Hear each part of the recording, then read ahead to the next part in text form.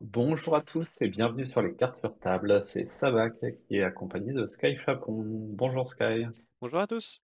Alors, on vous fait cette vidéo pour deux choses. Vous parlez évidemment du tournoi Darkmoor, le plus grand tournoi de France à date, qui a eu lieu ce week-end. Donc, on a préparé cette vidéo pour vous faire un retour un petit peu sur la méta française. Et puis, on finira par les spoils de la semaine. On peut même dire qu'on y a participé. On fait partie Absolument. des 148 joueurs en lice. Alors, des cartes sur table, il y avait donc Sky, moi et Otal également avec son âne bleu. Qu'est-ce que tu jouais, Sky? Alors moi, j'étais pas très original. Je suis venu avec un boba jaune. Bon, moi, j'ai joué mon Vador vert qui était ma valeur sûre. Ça a un petit peu moins bien marché pour moi. Mais au moins, j'avais mes repères parce que c'est important quand on joue un long tournoi. On avait quand même 8 rondes, plus les tops pour ceux qui allaient plus loin. C'est important d'avoir un deck qu'on maîtrise bien pour pas se fatiguer avec un deck qu'on n'aurait pas suffisamment préparé. Ouais, tout à fait. Moi, j'avais la chance d'avoir joué un petit peu le boba jaune la semaine d'avant à un Store Showdown. C'était la première fois que je jouais au boba jaune en fait. Donc ça m'a permis quand même de me roder un petit peu sur 5 rondes avant d'entamer ce gros tournoi. Le tournoi d'Arkmore qui a eu lieu à Sainte-Maure de Touraine, donc à quelques kilomètres de Tours, qui a lieu donc le week-end du 21 et 22 septembre. Donc il a accueilli 148 joueurs, en fait le plus grand tournoi à date qui s'est passé sur le sol français. Le format c'était 8 rondes suisses qui étaient découpées sur 2 jours, donc on faisait 6 rondes suisses le samedi, 2 rondes suisses le dimanche matin, et ensuite on avait un top en élimination directe, top 64. Alors le top 64, c'est un petit peu original pour ce format de tournoi. L'idée, c'était que comme il y avait une partie des joueurs qui sont pas forcément très expérimentés, c'est pour qu'il y ait plus facilement une forme de Hmm. repêchage. C'est pour ça qu'on n'est pas resté sur un top 8 ou un top 16 comme ce qu'on aurait pu attendre sur un événement de cette taille. Le tournoi s'est retrouvé un petit peu coincé. Il y avait un événement pas très loin la semaine d'avant Hmm. à Bourges. Et puis là, il y a les Planetary Qualifiers qui vont se dérouler sur le mois d'octobre, répartis sur 3 week-ends, plus les Store Showdown. Donc, et ben, les joueurs ont dû faire des choix. Hmm. Euh, pour- c'est pas toujours évident de se déplacer loin pour un tournoi, de prendre tout le week-end. Hmm. Mais bon, quand même, la communauté a répondu présent puisque 148 joueurs, ça fait un très très bel événement. Et donc pour les joueurs qui n'étaient pas qualifiés dans le top 64, on a eu un tournoi de la seconde chance qui, je crois, a eu une cinquantaine de joueurs. Donc un petit tournoi sympathique qui permet de relancer la machine et potentiellement de changer de deck aussi, parce qu'on a peut-être assez après 8 rondes du même deck. Et puis il y avait aussi des tables. La boutique La Règle du Jeu, qui était la boutique locale, proposait des boosters pour pouvoir faire des drafts. Et il y a même une table altered qui s'est lancée dans un Ouais, coin pour les joueurs fatigués de faire du Star Wars. ouais. Ouais, c'était très sympathique. L'organisation de ce côté-là était au top, hein. Que ça soit du début à la fin, l'accueil des joueurs, et la gestion des rondes, et la gestion des tops des autres tournois là, c'était vraiment chouette. On n'a pas du tout Ouais, j'ai pas senti de vu de. lourdeur. Ouais, c'est ça. Il y a eu aucun flottement entre les Mm, rondes. C'était extrêmement rapide au niveau de l'enchaînement. mm, Parfois, dans les tournois comme ça, c'est un petit peu dur de reconcentrer tout le monde, de remettre tout le monde en place. mm, Le tournoi était géré sur Melee, qui est le logiciel de tournoi qui est maintenant un partenariat avec Star Wars Unlimited. Donc, on retrouvera dans tous les tournois. Ça s'est plutôt bien passé. On n'a pas eu de souci de pairing, pas de souci de mm, classement. On avait accès à nos rondes sur le téléphone, comme ce qu'on avait pu avoir nous sur le tournoi Capital City avec Limitless. mm. Mais voilà, mêler bonne expérience et puis ça colle aux règles de tournoi, donc c'est pas mal. Ouais, ouais, ça a été une bonne première expérience. Le tournoi se voulait un petit peu entre le casual et le compétitif, justement, en mettant en place le maximum de choses qui pouvaient être mises en place. Euh, donc ça, c'est un bon avant-goût des futurs planétaires. Ouais, bah, on était vraiment sur de l'ambiance casual, mais Mm. par contre, il y avait un bon niveau de jeu, Déjà, beaucoup de ouais. bons joueurs. Il y avait des arbitres compétents. On avait trois arbitres qui répondaient présent assez rapidement Mm. et qui étaient parfaitement au point. Donc c'était l'ambiance casu, mais quand même avec un petit quelque chose de compétitif. Mm. Surtout quand on a passé la phase des tops où là, ils ont voulu mettre l'accent sur bah, surtout l'aspect compétitif. Donc ils ont voulu montrer un peu l'aspect compétitif au moment des tops, donc en mettant en place les règles comment dire, de partage, de départage, pardon, d'égalité avec les points de vie sur les bases, et, d'éviter les rollbacks au maximum pour s'assurer que les joueurs fassent leur action et réfléchissent bien avant de jouer. Donc voilà quelques photos qu'on a pu faire au cours de l'événement. Donc on était dans une grande salle, c'était une ancienne halle avec une hauteur sous plafond idéale, ce qui limitait pas mal le bruit ambiant. Euh, Ouais, on on avait de la- n'était pas du tout gêné par le bruit Mm, pour ceux qui ont connu dans des salles des fêtes ou des gymnases où parfois ça résonnait énormément. mm, Là, c'était justement très calme pour un tournoi de cette taille. ouais. On avait de la place aussi, on pouvait circuler facilement entre les tables Ouais. sans problème. Euh, et, euh, et non, c'était vraiment très très bien organisé. Tout était présent dans la salle, on pouvait même sortir facilement sans gêner personne, donc c'était idéal, quoi. Et la traditionnelle buvette au fond de la salle pour, pour prendre du sucre toute la journée. Oui. Et la table streamée Mm. pendant tout le tournoi où c'était assez marrant de jouer comme ça dans notre ambiance de stream, mais en compétitif. Ouais, effectivement, on a eu tous les deux la chance de passer à la table filmée, donc ça met un petit peu de pression, mais ça rajoute aussi un petit côté sérieux aux parties qu'on va réaliser, quoi, parce que là, on est regardé. Et c'est marrant parce que on fait des vidéos, on stream, mais là d'être en stream pendant une compétition, c'est quand même très différent. Mm. Ouais, ouais.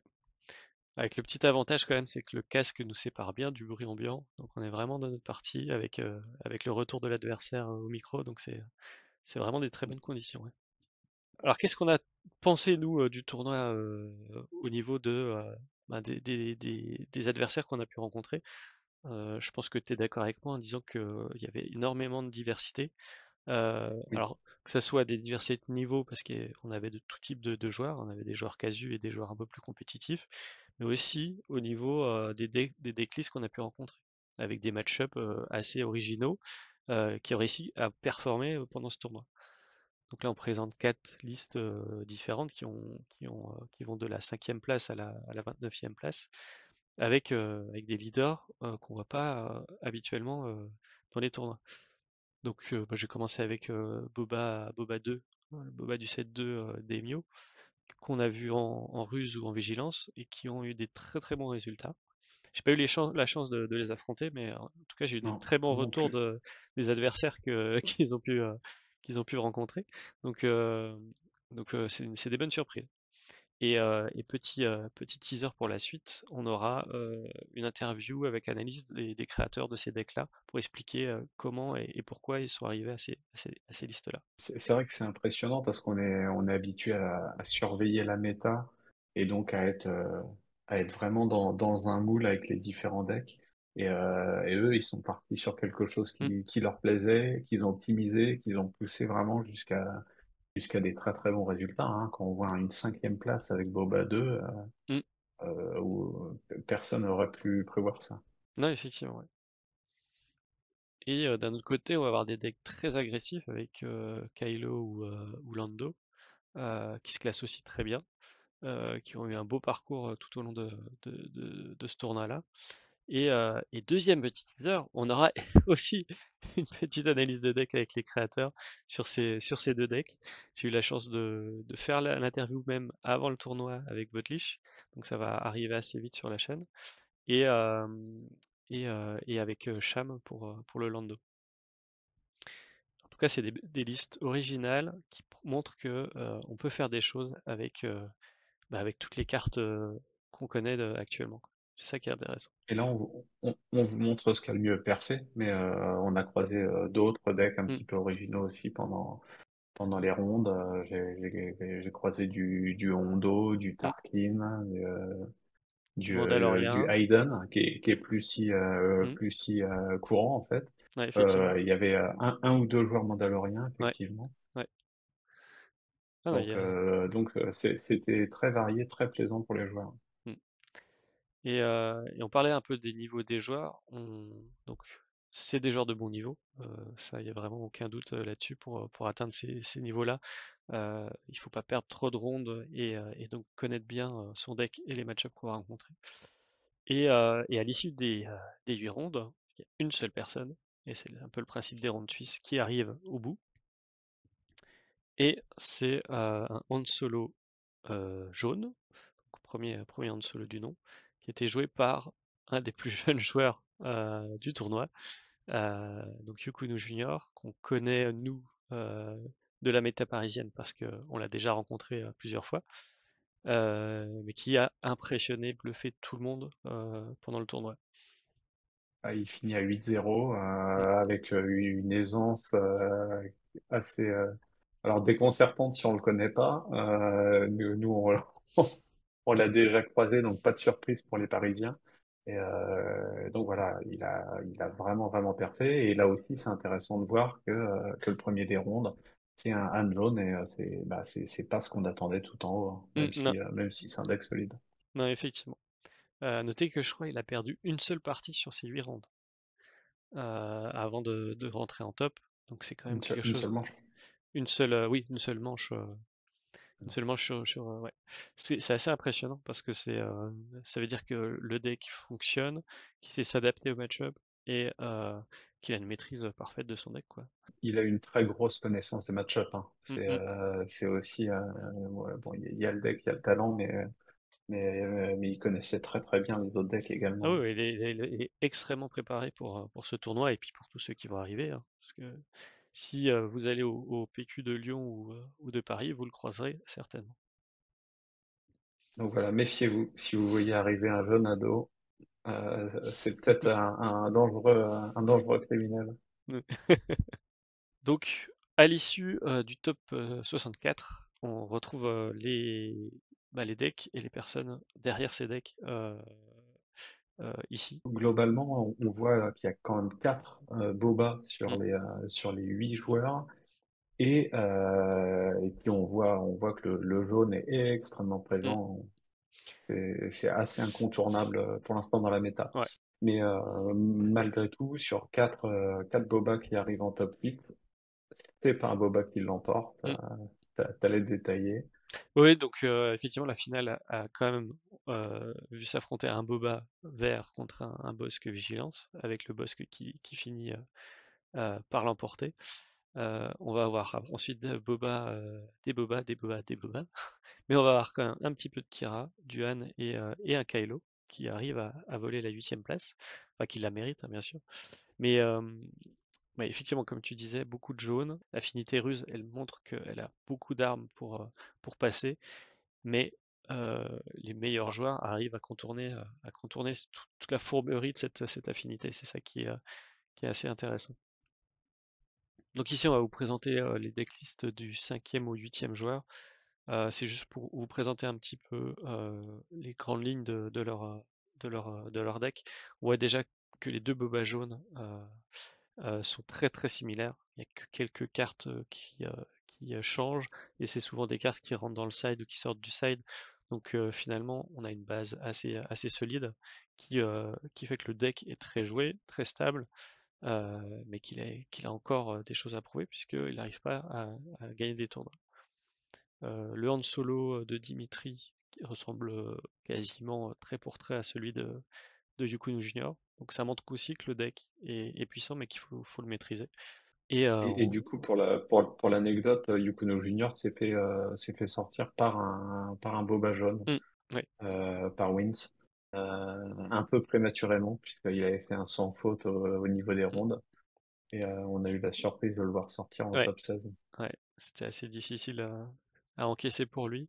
Euh, c'est un peu frustrant effectivement quand on fait 10-0 et qu'on sort du tournoi parce qu'on a une seule défaite alors que la plupart de nos adversaires en ont une ou deux. C'est jamais plaisant. Et donc la petite pépite, c'est le Kylo, un deck qui sort un peu de nulle part, qu'on n'attend pas à ces niveaux de compétition parce il peut être assez fragile si, ben, s'il a des sorties un petit peu moyennes et si on arrive à bien contrôler son plan de jeu. Mais Vodlish le contrôle très bien, donc il arrive à s'en sortir et à le monter à la huitième place. Moi, j'ai beaucoup joué Kylo Jaune sur ce set Mm, et justement, je le trouvais extrêmement fort, mais pas assez constant. mm, Euh, bon, bah, le joueur est probablement meilleur que je ne le suis, et puis surtout, sa liste doit être plus stable. ouais. Mais Mais il y a vraiment un équilibre à retrouver. Enfin, bah, ouais, tu détailles ça c'est avec ça, lui, donc on détaille ça je avec vais pas lui. m'avancer, mais Je vous invite à voir l'analyse parce qu'elle est très intéressante avec des choix qui sont assez drastiques mais qui fonctionnent a priori. En tout cas, elle le prouve. Si on monte un petit peu dans les places, on va retrouver donc le deck de Vince en boba jaune qui a donc éliminé, comme tu l'as dit, Yukuno Junior en top 16, je crois. Ouais, en top 16. Et une Kira commandement, donc qui a troqué Eusel pour une base à 30 points de vie. Euh, donc un peu plus contrôle que midrange, mais qui a réussi à s'en sortir et se placer dans les 4 premières places. Euh, C'était la fin des bobas jaunes à ce rang-là. Ils ont tous été éliminés. Qu'est-ce qui va rester? Ben, il va rester un boba vert. Donc le boba vert de Dimou qui termine. qui avait donc battu Kira en Ouais, demi. ouais, qui a combattu Kira et vaincu en demi-finale. Et qui présente un deck mid-range assez classique. Il n'y a pas énormément de nouveautés par rapport à ce qu'on connaît sur l'évolution de Boba jaune, de Boba pardon, commandement au set 2, avec pas mal de récursions potentielles avec le retour de Palpatine et de l'anti-contrôle. Euh, Qu'est-ce qu'on sait de ce joueur? Ben, c'est un joueur qui a une bonne expérience des jeux de cartes. Alors, à collectionner, avant, il jouait beaucoup aux jeux de cartes évolutifs de Fantasy Flight Game. Et il s'est mis assez récemment à Star Wars Unlimited. Mais il a un bon passif de joueur compétitif. Et originalité de, de l'événement, c'est qu'il va rencontrer en finale un de ses sparring partners, donc le champion, qui s'appelle euh, Brenou, Brenu. ouais, qui joue donc un Bosque Vigilance, une liste assez proche de celle qu'on a découvert, c'était à Barcelone, il me semble.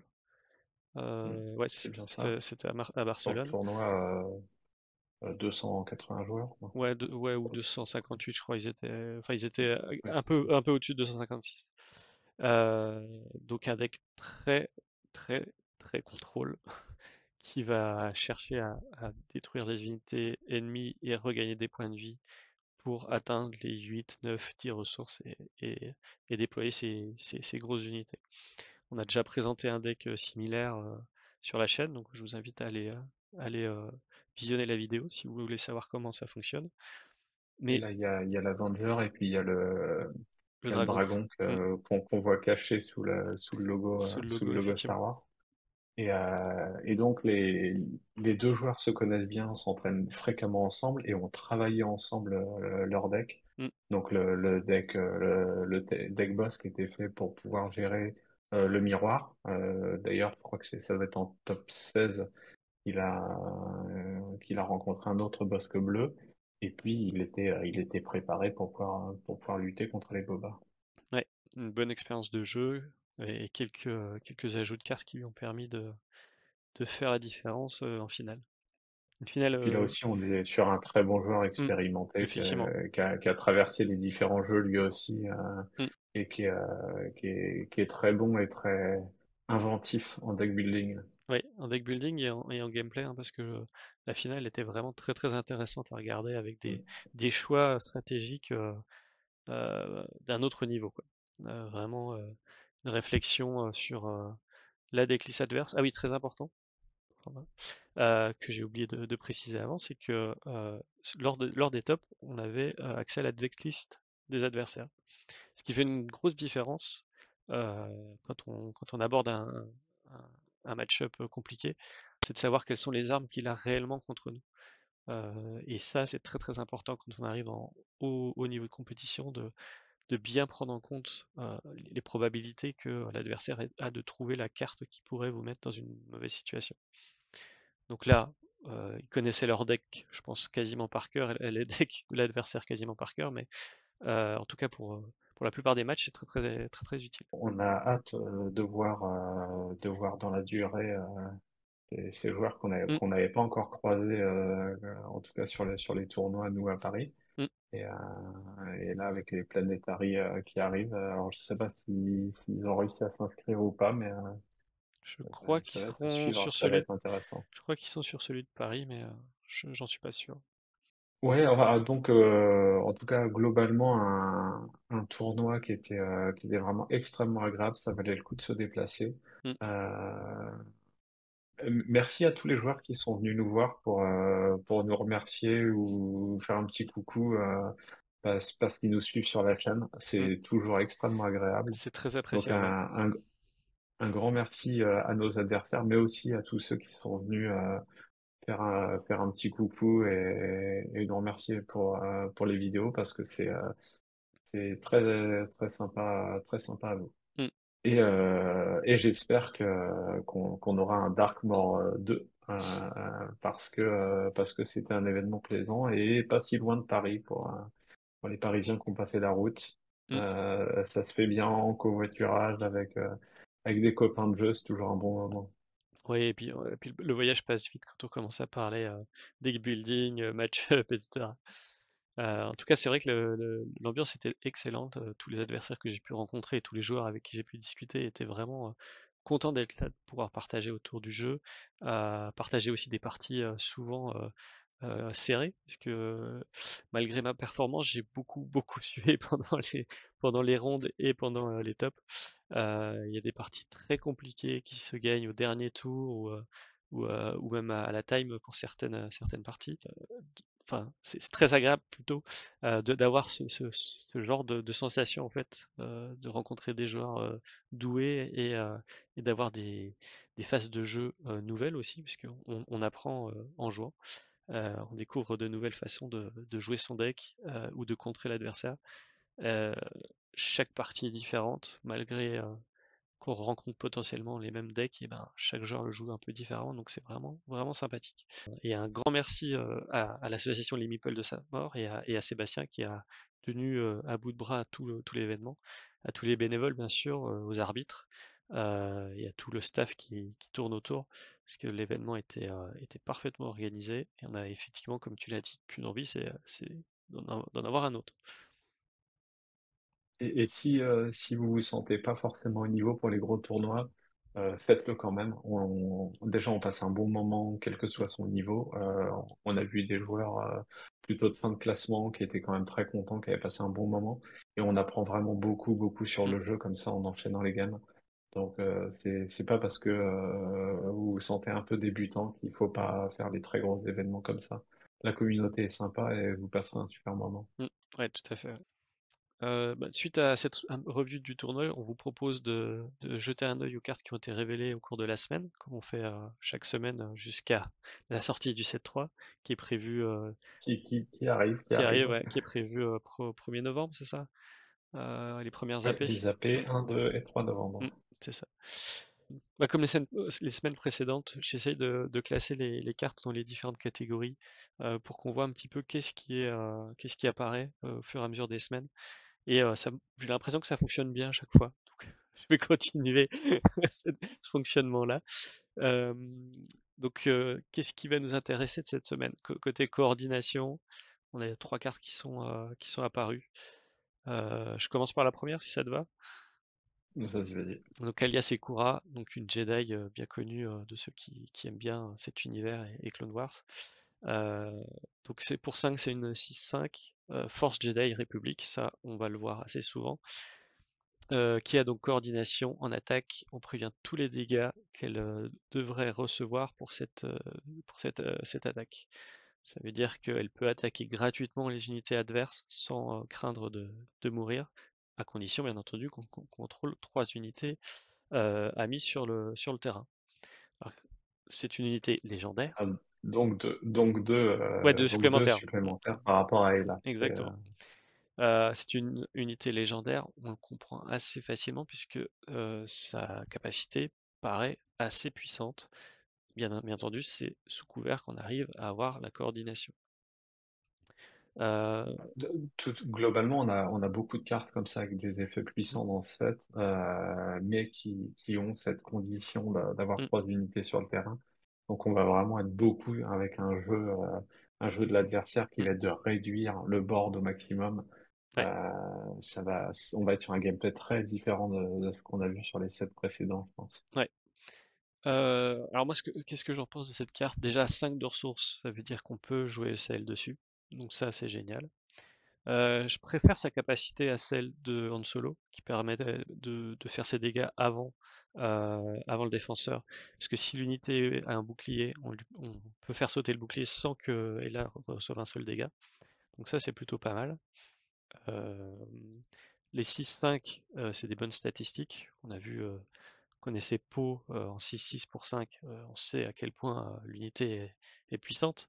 Sauf que Poe, quand il va chercher à éliminer les unités adverses, il prend des dégâts, et là, elle va peut-être pouvoir survivre un peu plus longtemps sur le terrain. Et elle est Force et Jedi. Donc on verra par la suite que ça me paraît assez important de le noter parce qu'elle va avoir beaucoup, beaucoup de synergie dans le set. Et République aussi, puisqu'on a déjà vu des petites unités République qui permettaient d'augmenter les points de vie, les points de vie des unités République, il me semble. Euh, je crois que c'est Yularen, le colonel. Du coup, je sais plus son grade. Euh, C'est amiral, je crois. Amiral. Ouais, c'est ça. Donc, amiral Yularen qui permet d'augmenter les points de vie des unités République quand il est sur le terrain. Donc, on peut assez rapidement et assez facilement avoir une 6-6 qu'on va avoir du mal à aller chercher et qui va pouvoir chercher par contre assez facilement les unités adverses. Le commandant Cody, donc une 4-4 pour 5 avec débordement Mm, et donc son effet coordinate. Chaque unité amie a +1/+1 et gagne également débordement. mm, Ce qui veut dire que tous les petits tokens qui sont déjà 2-2 avec Cody passe à 3-3. mm, Donc 3-3 avec débordement, ça va être quelque chose d'assez fort. Ça fait un peu penser à Dark Maul côté obscur qui lui aussi va jouer sur le ouais, débordement. ouais, sur Et cet aspect-là. sachant qu'on va avoir des boards remplis de tokens, Mm, le débordement, ça va être quelque chose de vraiment important. mm, Et là, c'est assez marrant parce que le coordinate, il vient renforcer les tokens qui permettent de lui de donner l'obtenir, cet ouais. effet. Mm. Donc ça va être vraiment intéressant dans les deck tokens. Alors, je suis d'accord avec toi, il va tout de suite booster tout ton board, quand il arrive en jeu, donc ça c'est assez sympathique. On croit un peu voir, le leader, Gideon en fait. Quand il se Mm. déploie, c'est pareil, il a un petit cet effet de donner, débordement à toutes ses unités, sauf qu'il donne son petit bonus qu'en attaque. Là, on l'a tout le temps, donc même si nos unités attaquent pas, elles ont +1/+1, donc elles seront plus difficiles à aller chercher. Heu, Et ce qui est marrant, c'est qu'en l'affrontant, en fait, tu vas essayer de descendre les unités, les premières vont être plus fortes, et dès que tu vas avoir passé le mmh, seuil, tu vas elles vont toutes ouais. devenir moins fortes d'un Ouais, coup. ouais. Il va y avoir un peu un effet domino. Un Mace Windu légendaire, par exemple, va se régaler Ah, il va les manger face une à... par une, effectivement, effectivement. Hem, La seule chose qui m'embête un petit peu dans cette unité, c'est qu'elle ressemble beaucoup à Wedge Antilles comme sur le set 1, qui était aussi une 4-4 pour 5, avec un effet de ce qu'on appelle les effets de Lord à Magic, c'est-à-dire un effet qui touche toutes les unités qui ont un trait particulier. Alors là, l'avantage de Cody, c'est qu'il touche toutes nos unités. Euh, mais mais c'est les 4 points de vie qui me font un peu peur. Est-ce qu'on va réussir à le maintenir en vie suffisamment longtemps? Sachant qu'on a beaucoup d'embuscades qui tapent à 4 aujourd'hui, entre Forlom, entre Bosque potentiellement, qui sort aussi à 5, et, euh, et les. Comment ça s'appelle? Euh, une unité qu'on avait. Ouvrez le feu aussi. Oui, Ouvrez le feu qui s'en débarrasse seulement pour 3 ressources. Et aussi, on a dans le même set, on a une unité qui gagne, qui est une 4-3 qui gagne embuscade si on contrôle une autre unité République. Non, pas République, séparatiste, pardon. Euh, j'ai du mal à le voir tenir sur le board très longtemps. Par contre, ça sera forcément paratonnerre à toutes nos autres unités, ce qui est pas si mal que ça. Et si on arrive à le coupler comme Ella Secura via le trait République à un amiral Yularen, peut-être qu'il aura plus de valeur. Donc ça va être Ouais. chercher comment Et puis agencer. si on se protège avec des sentinelles, ils renforcent les sentinelles Hmm, aussi. Donc c'est vrai ça qu'on peut a, être on a une sentinelle bleue en quelque plus chose à construire. on a une sentinelle bleue coordination qui gagne justement sentinelle si on a coordination et qui deviendrait un peu plus dur à passer, effectivement. Donc à voir. En construit, je sais pas trop ce que ça donnera. En limité, il sera excellent, tout simplement. Puisque en limité, on aura beaucoup moins de manières de le gérer le tour où il arrive en jeu, donc il aura fait sa valeur au moins pendant un tour. On termine avec le clone Heavy Gunner. Donc pour deux, on a une 1-3 République Clone Trooper en agressivité qui, quand on a coordination, elle gagne plus 2, plus 0. Donc ça devient une 3-3 pour 2. 3-3 pour 2, on aime bien. Mais 3-3 pour 2 au tour 1, ça marchera jamais. Donc voilà, je pense que c'est une bonne carte de limiter si on est dans une stratégie de coordination et qu'on arrive à générer des jetons ou si on arrive à avoir un board large. En dehors de ça, je sais pas s'il aura beaucoup d'avenir, ce clone Heavy Gunner. Mais pour le coup, je crois beaucoup plus à coordination en limité, donc ça sera certainement une bonne carte, puisque 3-3 pour 2, on sait que c'est très puissant. Surtout elle est pour le coup uniquement agressivité, donc elle se rentre dans tous les leaders qu'on voudra jouer si on choisit cette affinité. Donc la deuxième mécanique du jeu qui est la valorisation, donc qui permet de sacrifier des unités pour réduire le coût de 2 de l'unité qu'on va jouer. Donc là on a deux cartes qui ont été révélées sur cette semaine qui possèdent cette capacité. Je te laisse commencer avec la première. Alors, le patrouilleur Geonosis, donc il a valorisation 2, donc au lieu de coûter 5, il peut coûter que 1 à condition de sacrifier 2 unités, donc on suppose 2 tokens. Et il a un effet maintenant assez classique dans les unités jaunes. Une fois joué, vous pouvez ramener une unité qui coûte 3 ou moins dans la main de son propriétaire, donc du bounce. Hmm, Euh, donc, alors, 5 pour une 3-2, c'est un petit peu cher, donc c'est vraiment une unité qu'on aura intérêt à jouer que dans le cas où on a des petites unités, des tokens à sacrifier. Ça permettra de renvoyer en main peut-être l'unité de trop qui faisait que l'adversaire avait coordination mhm. ou ce genre de choses. Ça va être intéressant de voir si le plus intéressant de renvoyer en main, c'est pas surtout pour faire sauter l'effet coordination de l'adversaire. Il y a cet effet-là. Moi, je vois quand même que pour 5, on a une 3-2 qui est donc spatiale. Donc, les 3 de puissance en spatiale, c'est quelque chose qu'on aime beaucoup parce que ça permet d'aller comment dire, éliminer les unités spatiales adverses assez facilement, la plupart du temps. Qui joue un peu comme effet removal parce que si on a des jetons en face, ben, il remonte pas en main, il est juste détruit. Donc ça permet quand même de gérer facilement un token. Et du coup, pour 5 ressources, si on arrive à remonter à une unité qui coûte 3, et ben on a quand même gagné pas mal de comment dire? De temps et de ressources puisque finalement, on Ouais. a payé Ou 5. toutes les petites sentinelles spatiales, Ouais, aussi, ouais. donc, le chasseur du soleil noir ou des Mmh, choses comme ça, on aura probablement des équivalents dans ce set aussi. mmh. Euh, Et ce que j'aime bien aussi, c'est que ça touche les 2 arènes, donc voilà, on n'est pas limité à l'arène spatiale quand on la joue pour son effet une fois joué. Donc je pense que ça sera pas trop mal. L'autre chose que je vois, c'est on remonte en fonction du coût de la carte. Donc si elle a des améliorations, s'il est des boucliers, si elle a de l'expérience, ben, on s'en fiche un peu, on lui remontera. Je trouve qu'elle est assez sympathique.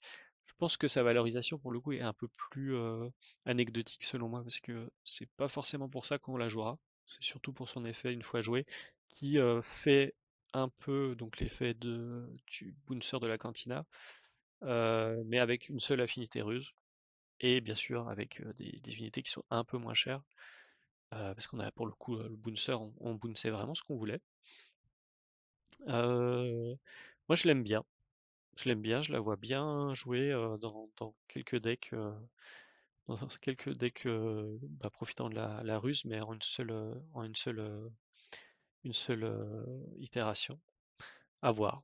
En tout. Moi, je la trouve quand même très, très spécifique, que ce soit la limitation de coût ou le coût sans l'exploit. Mhm. Moi, je suis pas hyper emballé. Bah, Ouais, ouais, non mais on verra.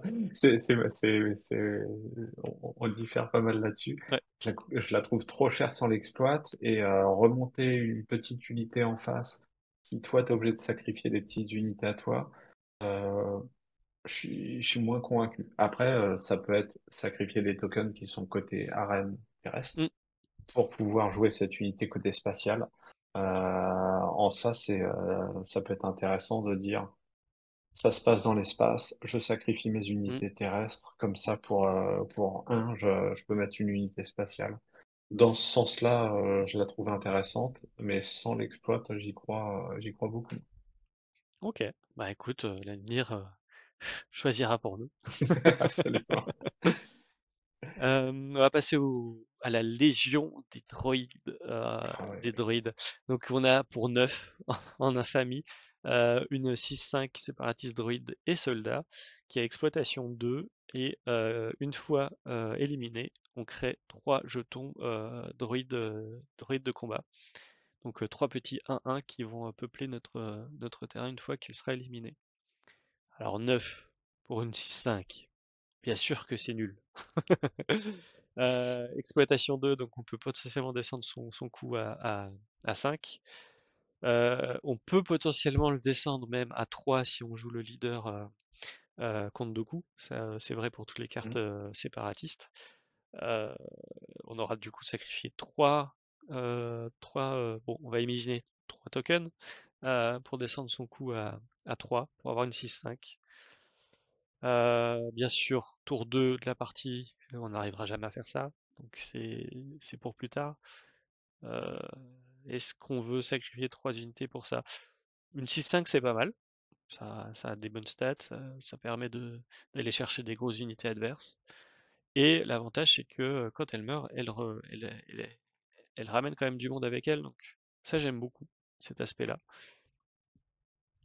Ouais, Euh, ouais, ouais, c'est ça. On rembourse en fait, hmm, on rembourse en quelque sorte les tokens qu'on a dépensés, c'est ça, ouais. si ce n'est qu'il va falloir attendre que l'unité meure pour les avoir. Hmm, Donc, on se retrouve avec une seule unité à gérer pour l'adversaire, hmm. là où il en avait plusieurs. Donc, ça va être assez situationnel, mais effectivement, avec du coup, ça semble assez intéressant. Alors, Euh, je serais curieux de la tester. hmm. Euh, il va vraiment falloir trouver des situations où c'est intéressant de sacrifier des tokens pour ça. Alors moi ce que je vois, parce que la jouer, bon, effectivement on ne se voit pas la jouer pour 9, donc il va falloir trouver un moyen de la jouer moins cher, donc utiliser l'exploitation, ou d'autres moyens, on ne sait pas, hein, il y aura peut-être d'autres choses qui nous aideront. Par contre, ce que je vois, c'est que on peut imaginer dans les fins de partie, compliquées où on doit mettre vraiment la pression, se dire: «On attaque avec ça». On fait nos 6 dégâts, soit pour trade, une unité adverse, soit pour agresser la base et on va pouvoir la sacrifier avec une exploitation pour jouer une unité moins chère. Ouais, typiquement le fighter qu'on voit juste à côté. Il pop du coup 3 petits droïdes et du coup on peut rejouer notre unité qui a exploitation pour encore moins cher. Donc potentiellement, si on utilise on va dire cette carte-là pour uniquement de l'exploitation, on va se réaliser une économie de 8 en la sacrifiant elle-même et les 3 droïdes, qu'elle crée. Donc finalement, elle se rembourse Ouais, quasiment elle-même, quoi. ouais, et puis ce qui est intéressant, c'est que bon bah elle arrive inclinée évidemment. Mmh, Si tu te la fais gérer tout de suite, c'est pas grave. mmh, Parce que souvent quand on est sur des unités chères et puissantes comme ça, mais qui n'ont pas embuscade, mmh, ou qui n'ont pas un effet when played déterminant, tu dis je dépense cher et si mon adversaire a un removal ou quelque chose en face, mmh, je vais dépenser tout ça pour rien. Là, t'as perdu en timing, mais par contre t'es remboursé. mmh, Donc en ça c'est assez intéressant. ouais. Bon alors après les 5 points de vie, elle passe quand même su les 5 points de vie et les 6 de puissance, il y a à peu près tout qui la gère en bleu. C'est un peu dommage, mais mais bon, faudra faire avec. Génération des jetons unités, donc comme on a vu, hein, que ça soit pour la valorisation ou pour la coordination, on a besoin d'avoir des unités sur le champ de bataille. Donc a été révélé il n'y a pas si longtemps, un leader, Capitaine Rex, qui pour, une action de ressources et incliner ce leader, si une unité amie a attaqué cette phase, on peut créer un jeton trooper, un clone trooper, soldat clone, voilà, je cherchais le nom. C'est un leader qui sort pour 5 ressources, qui devient une 2-6 République clone et trooper, donc assez classique. Et quand il est déployé, on crée aussi un soldat clone. Et tous nos soldats amis gagnent +0, +1 point de vie. Donc ils deviennent, la plupart de nos tokens vont devenir des 2-3, ce qui est assez intéressant, puisque quand on est face à une armée de droïdes, eh ben, on va pouvoir vraiment attaquer assez longtemps avec nos clones avant qu'ils meurent. Euh, alors qu'est-ce qu'on en pense de ce leader? Et comme c'est des troopers et non pas les tokens, ça concernera aussi tous les autres Hmm, clones oui, bien un sûr. petit peu supérieurs. Hmm, Ça vient vraiment booster un petit peu tout le monde en passif. Bon, la génération de un clone par tour, ça semble super hmm, intéressant pour deux. Si jamais on t'a vidé ta main et que pendant un moment tu t'as rien à jouer, bah, tu sais que pour deux, tu vas pouvoir générer un token. Donc ça, c'est pas mal hmm, sur ce set où on a des boards assez larges. Euh, il sort à 5 donc assez tôt. Alors, il est pas très puissant, il a que 2 d'attaque. Mais le fait de pouvoir booster comme ça tous les troopers qu'il y a autour, ça donne pas mal envie. ouais, clairement. Moi, ce que je vois, c'est qu'une 2-6, c'est pas si évident que ça à éliminer quand on est à 5 ressources. Si l'adversaire s'évertue à essayer de l'éliminer, ça veut dire qu'il laisse nos petits clone troopers à côté tranquilles. Du coup, ils vont aller pouvoir attaquer tranquillement. Ce qui fait que, en fait, sa capacité de leader qui est quand même situationnelle, puisqu'il faut avoir attaqué avec une unité amie pour pouvoir créer un autre soldat clone. Je pense elle sera intéressant même le tour où on le sort pour que il se fasse gérer ce tour-là, qu'il revienne à la base pour que le tour d'après, on ait suffisamment de board pour le réactiver et refaire un trooper. Ouais, j'imagine qu'en fait la machine elle s'arrête un peu jamais du moment que tu as réussi à pas perdre toutes tes unités d'un coup, quoi. Et que tous les tours tu pourras recréer un petit clone si tu en as besoin parce que ça coûte quand même de ressources donc faut quand même que on ait suffisamment de ressources à jouer. De toute Pose. façon, depuis qu'il y a la chute du rival, il y a moins de leaders tout puissants. Hmm, Donc là, un leader qui a un effet when deployed qui est intéressant et puis qui ensuite retourne à la base s'il n'avait pas resté longtemps sur le hmm, board. Et puis il y a quand même l'obligation pour l'adversaire de le gérer, non pas pour le danger offensif, mais pour le Ouais, renforcement qu'il fait des autres. exactement, ouais, exactement. C'est un leader qui va être plaisant à jouer. Alors c'est un leader rare aussi, donc chose importante à noter pour le limiter, c'est-à-dire qu'on va pas le jouer souvent. Par contre, son effet en limité est assez fort, puisque ça rajoute une unité par tour gratuitement, sans dépenser de cartes. Et en limité, c'est assez excellent, puisqu'on va pouvoir orienter son deck vers plus d'événements, plus d'améliorations, sans forcément privilégier un deck très créatureux avec beaucoup d'unités. Parce que c'est lui même qui va les apporter et on va potentiellement pouvoir les booster avec des améliorations, des choses comme ça. J'aime bien le principe du deck que ça amène, quoi.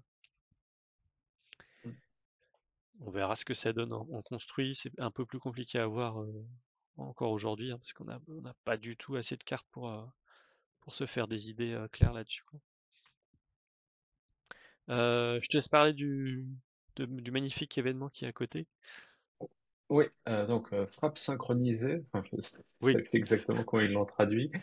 Donc, vous infligez à un ennemi le nombre de dégâts qui correspond au nombre d'unités que vous contrôlez dans cette arène. Mm, Donc, en gros, si vous avez 4 tokens et une unité, là, ça vous fait 5 dégâts à infliger à un adversaire. mm. Donc, ça va rapidement, ça fait penser un peu à l'effet de Akbar Oui, c'est un peu l'effet où d'Akbar, on ouais, inflige ouais, ouais, effectivement. où on infligeait un dégât par unité dans l'arène. Bah là, on est assez équivalent, mais sous forme d'un événement. Mm. Et Alors, ça va évidemment très bien dans ce deck-là, ouais, dans le deck du Capitaine oui, Rex. parce que nos troopers vont survivre un peu plus longtemps, donc on espère en avoir un peu plus quand on lancera la frappe synchronisée. Euh, alors, j'ai un peu plus de doutes sur l'utilité de la carte, puisqu'elle va dépendre vraiment de la position de l'adversaire. Est-ce qu'il est plutôt agressif ou contrôle? Est-ce qu'il va nous laisser nos petites unités en vie ou pas? J'ai du mal à, à Et donner un avis. comme gros removal, non, mais tu vas quand même très facilement avoir deux unités sur le board. Donc au pire, ça te fait deux dégâts pour Ça deux. fait 2 dégâts pour Euh, 2. Ouais, la restriction de l'arène est importante aussi, hein, parce que si les joueurs spatial que tu joues intéressent, ben, c'est une carte morte dans ta main. Je sais pas, hein, honnêtement, j'ai du mal à visualiser la puissance de la carte. Euh, on connaissait par exemple Frapper Juste, qui était un événement pour 3 qui permettait à une de nos unités d'infliger sa puissance à une autre unité, peu importe l'arène. Je pense que dans beaucoup de situations, je lui préférerais ça. Ça coûte une ressource de plus, mais même sur un petit token clone, bah, on fait 2 dégâts et on peut la faire en spatial. Là, je sais pas.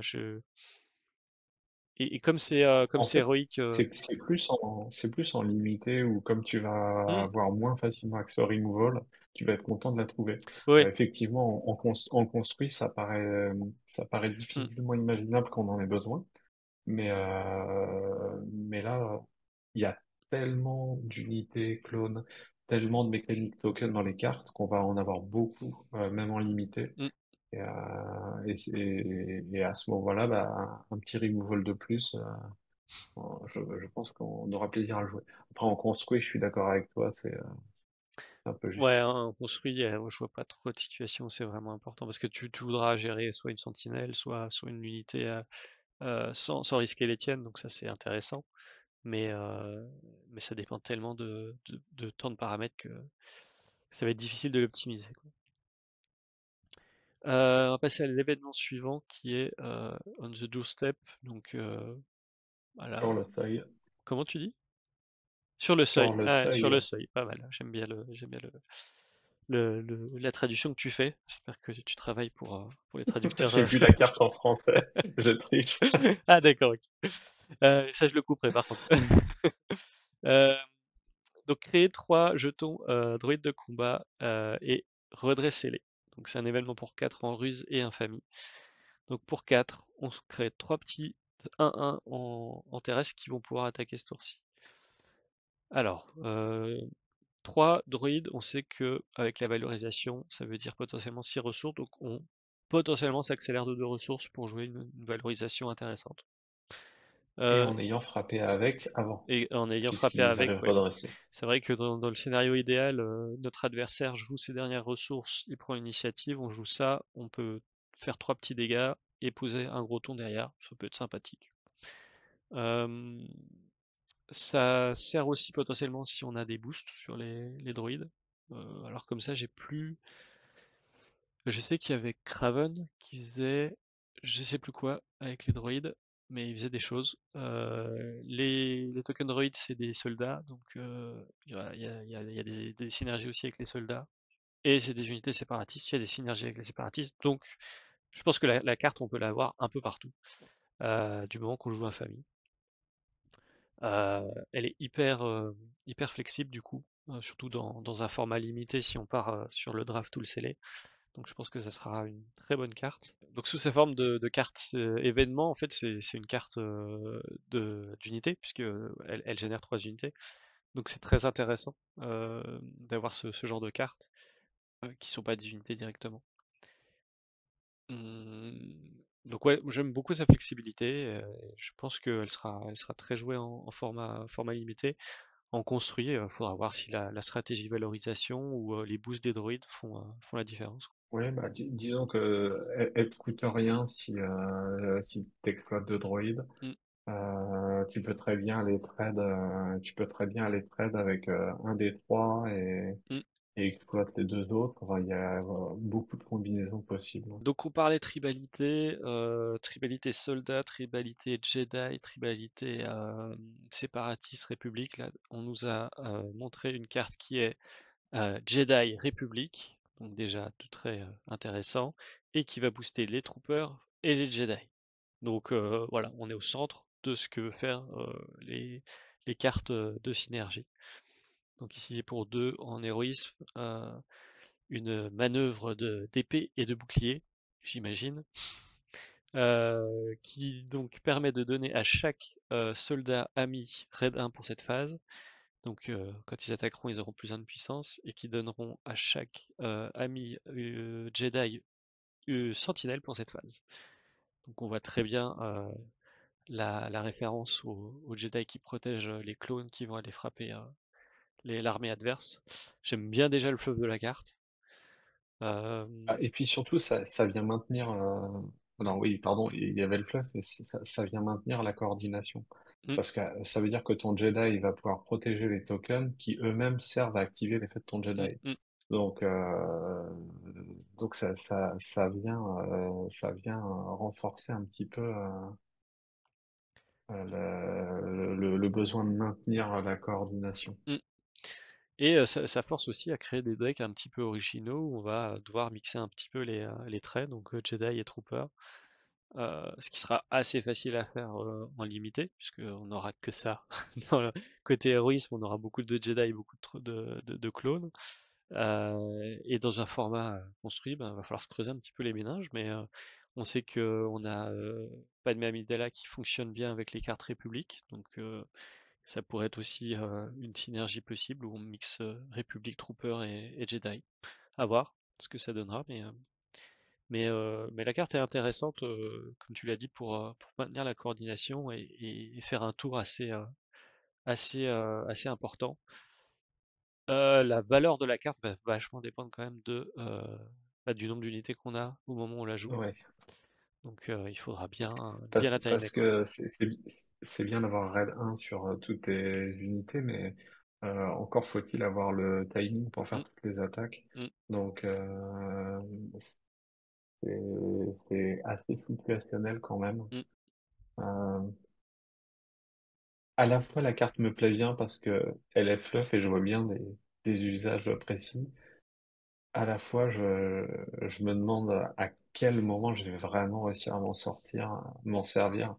Euh, en construit, je suis moins sûr, en fait. Ouais, Par contre, en construit, je pense que ce sera plus des decks fun, hein, où on voudra refaire la guerre des clones, et on sera bien content de pouvoir jouer exactement. ça à ce moment-là. Euh, En limité, je pense il y aura plein d'options de deck où elle sera intéressante. Faudra vraiment réfléchir un peu à ça, mais de toute façon, le limité, tant qu'on n'a pas vu toutes les cartes, c'est compliqué de vraiment voir la puissance du format, quoi. Avec l'agressivité en mode énervé, ce que j'ai nommé comme ça pour ce set parce que je trouvais que l'agressivité avait encore était encore montée d'un step au niveau puissance. Et là, on nous présente Mister Bones. Est-ce que tu connais Mister Bones? Mais bien sûr, c'est le célèbre droïde reprogrammé pour devenir garde du corps dans un des livres qui est en lien avec la post-logie. Donc là, personne ne le connaît, quoi. C'est Mais ça. Tu m'as fait vraiment croire que tu le connaissais bien. alors c'est très exactement ça, mais il a fallu que je cherche. J'avais aucune idée d'où ça sortait, hein. Ok, ouais. Ça me rassure un petit peu parce que j'en avais jamais entendu parler. Alors, encore des droïdes assassins, j'en connais quelques-uns, mais mais pas voilà, pas celui-ci. En plus, tout peinturluré de rouge comme ça, il fait un peu peur. Donc pour un en double agressivité, on a une unité qui est frange et droïde, 3 de puissance, 1 point de vie et qui a une capacité en attaque. Si vous n'avez pas de carte en main, euh, ouais, c'est ça. Si vous n'avez pas de carte en main, vous pouvez infliger 3 dégâts à une unité terrestre. Bon, Ça, ça ira très bien dans mon deck Kylo rouge. c'est ça. Donc, deck construit probablement fun uniquement. Donc, mais il faut voir parce qu'on a quand même pas mal on a quand même pas mal de solutions aggro rouge qu'on nous a déjà montré dans le set 3. Donc, Mm, et puis ça donne envie de jouer toutes ces cartes sur le board. c'est ça. De jouer 2 unités à Pour- 1, Pourquoi pas? un événement à 0 et une amélioration à 0. On n'a plus de main en début de tour ou juste défausser avec Kylo. Et le tour d'après, on peut faire des bêtises. Bon, à voir. À voir. Bon, je le jouerai forcément, mais à la maison pour rigoler ou alors en duel sur la fan. Mm. Bah, le souci, c'est que voilà, pour un, on a une 3-1, c'est bien, mais en double agressivité, ça veut dire jouer double rouge. Donc ça limite beaucoup les builds. Euh, En Twin Sun, ça peut être marrant par contre. En Twin Sun, dans un Mhm. deck un peu agressif, on peut vite mettre la pression et en plus faire un peu de politique avec les 3 dégâts. Alors je t'attaque, mais je vais tuer l'unité du copain. Et ça peut passer. On verra, on verra. En limité, bah, double affinité en limité, je vous déconseille largement. Sauf si vous avez personne qui joue une couleur et que vous avez quelques cartes vraiment intéressantes. Donc vous la paierez souvent 3 pour une 3-1. Bon, euh, avoir plus de cartes en main, c'est pas non plus très souhaitable. Donc c'est une carte compliquée à jouer en limité, quoi. Et ce qu'on n'a pas réussi à classer dans les synergies ou les mécaniques précédentes, on les retrouve ici. Donc, je te laisse présenter Django. Alors, Django, alors on est vraiment typiquement sur la partie jaune qui pour l'instant s'est pas encore révélée, à savoir incliner les unités. Mm, Donc, quand une unité alliée fait des dommages, enfin, des dégâts à une unité adverse, on peut incliner l'unité. Euh, c'est pas mal, mais si tu l'as attaqué et qu'il a survécu, probablement toi, tu as perdu ton unité en échange. mm. Euh, Ça peut être intéressant avec des petites unités ou des tokens, des choses comme ça. Euh, je suis un petit peu moins convaincu. Et par contre, c'est quand même il se déploie à 5. Mm. Et c'est une 3-7.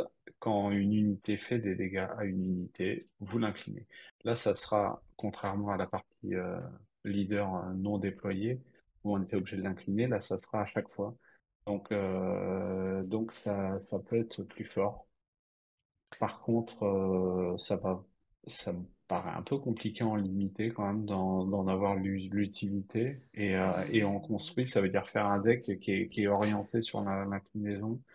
Euh, Alors, je- je- en limité, je pense que justement, ça va être assez simple puisque tu vas avoir plein de petits droïdes qui tapent à 1, que tu vas aller sacrifier sur une unité que tu veux pas voir agir ce tour-ci. Donc je pense que tu vas pouvoir l'utiliser plus souvent que de raison. On a aussi un petit vaisseau qui, quand il arrive en jeu, quand il est éliminé, il fait un dégât à une unité. Un Mhm. vaisseau jaune. Euh, Jaune Villénie, je crois aussi. Infamie, pardon. Donc il va avoir quelques petites synergies, je pense, sympathiques en limité. Mais est-ce que l'inclinaison, ça suffit pour gagner des parties? Ben, c'est toujours la question. J'ai pas l'impression que ça suffise. Il faut vraiment être très agressif à côté pour mettre les points sur la base avant que l'adversaire se réveille. Euh, euh, Ouais, je suis pas emballé, à part par le dessin, qui est assez cool. qui est assez Mais cool, ouais. si, après, c'est aussi parce que j'arrive pas à jouer ce type de mécanique Mm, correctement. C'est mm, c'est peut-être pour ça qu'il me plaît pas. C'est peut-être plus pour mon gameplay plus que pour la qualité de la carte. ouais. Mais pas Bah, emballé. bah, en fait, souvent l'inclinaison, on l'aime bien quand elle est pas aussi récursive que ça, mais quand elle tombe au bon moment. On jouait Leia, on joue souvent Leia dans des decks héroïsme parce que il y a le déploiement du leader qu'on veut ralentir ou l'arrivée d'unités un peu enquiquinantes qu'on veut éviter.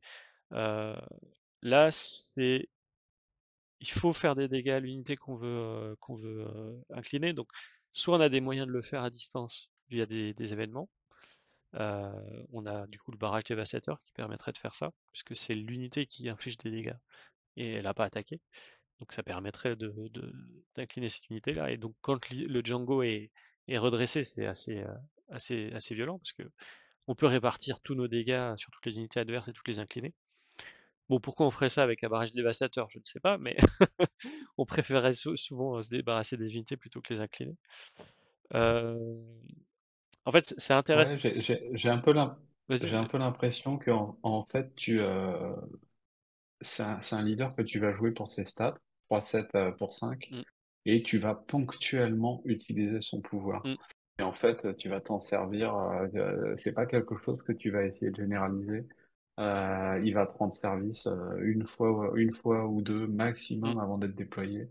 Et c'est ça. après, c'est pareil, tu vas t'en servir qu'une fois ou deux.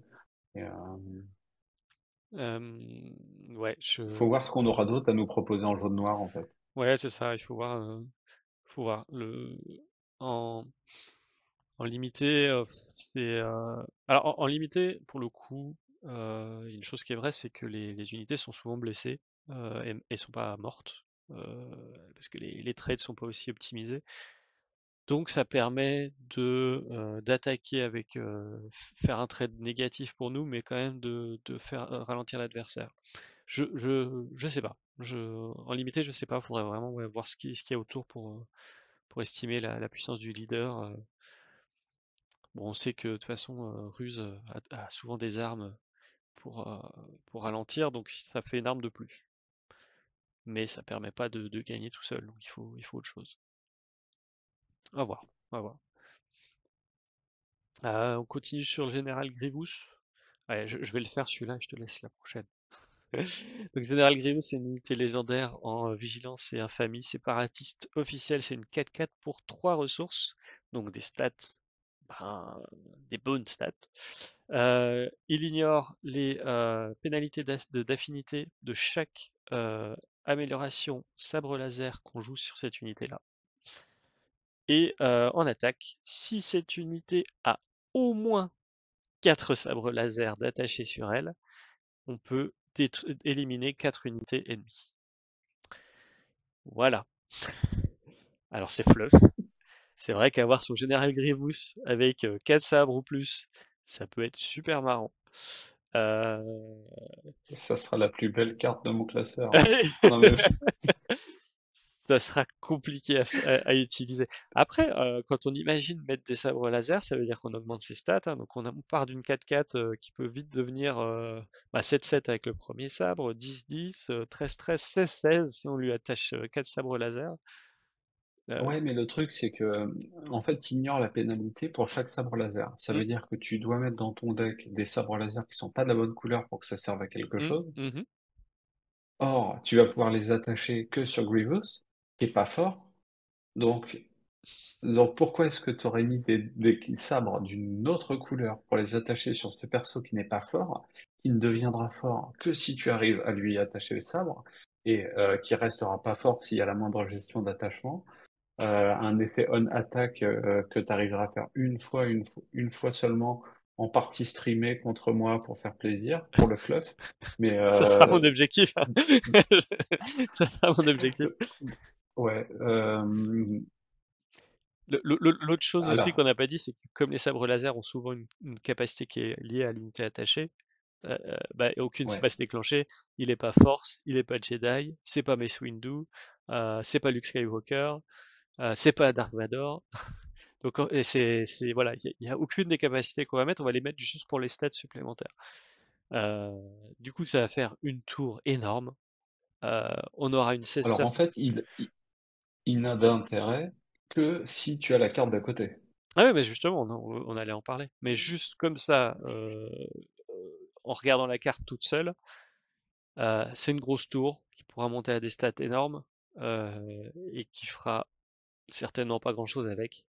Donc Et puis, comme elle a le plaisir de coûter que 3, tu peux te la faire bouncer par le tout petit le vaisseau tout petit vaisseau où tu qu'on a vu tout à l'heure, et tu as tous tes sabres qui giclent dans la défausse. ouais. Bon, Ah mais je c'est, pense qu'il y a des il il y a est, il y a il y a des belles lignes de play à faire et bien en pleurer ouais, après. voilà, là on est typiquement dans le deck fan. Ouais. Et donc la carte à côté qui va permettre, si une unité ennemie a été éliminée à cette phase, on peut jouer un attachement, enfin une amélioration depuis sa main ou depuis la défausse De n'importe quel joueur. d'un Ouais, joueur. ouais. Donc ça veut dire que si vous jouez Grievous contre des Jedi, vous pouvez leur piquer leur sabre. Enfin, en tout cas, Enfin, en tous tout ceux cas, qui il sont dans faut leur défausse. faut certainement les tuer avant pour qu'ils lâchent leur sable, mais oui. Donc c'est ça qui peut rendre amusant et jouable Mmh. Grievous, mais plus amusant que jouable. Ouais, surtout quand on voit Grievous et légendaire, A Fine Edition, c'est rare. C'est du deck Écoute, fun, mais pas budget, quoi. elle sera pas Non, moins non, jouée que deuxième chance, oui, c'est pas faux. qui est la carte légendaire du set Et 2 que personne n'a jamais joué. tu pourrais mettre deuxième chance sur Général Grievous. Ça lui fait un attachement de plus. Hmm. Faudrait regarder si deuxième chance, il y a pas écrit sabre laser dans les traits, ça serait marrant. Mais ouais, ouais, effectivement. Bon, moi j'aime bien quand même qu'ils rajoutent ce genre de petites choses parce qu'il y a toujours des gens qui aimeront jouer des decks un peu fluff, à avoir son général Grievous avec 4 sabres et en bénéficier avec une capacité qui sera fun à jouer. Parce que finalement, il arrive quand même à détruire des vaisseaux hein, avec ses sabres laser, ce qui est assez fort. Moi j'aime bien. J'aime bien la proposition qu'ils font. Alors effectivement, c'est une carte qui va rester dans le classeur qu'on pourra peut-être jouer en Twin Sun, on sait jamais. On peut imaginer des adversaires conciliants qui équipent notre Grievous juste pour qu'on active la Et capacité. t'as le vaisseau Mandalorien qui permet de faire bouger les attachements aussi, Ah oui, c'est que vrai. tu peux aller jouer, Ouais, il est bleu aussi, ouais. tu peux le jouer dans ce deck Grievous. T'as aussi C'est un peu what the fuck quand même. Évidence du crime qui te permet Mhm. d'aller voler les sabres Ouais. adverses. Ah, faudra qu'on se fasse Jedi contre Grievous Ouais. juste pour Donc voir on si vous c'est fera la jouable. présentation du deck Grievous Vol de Sabre Ouais. par Sky Chapon. On a hâte de voir ça. Ouais. Bon, on continue avec une base rare, Shadow Collective Camp. Quand on déploie un leader, on pioche une carte. Donc en agressivité, elle perd 5 points de vie dans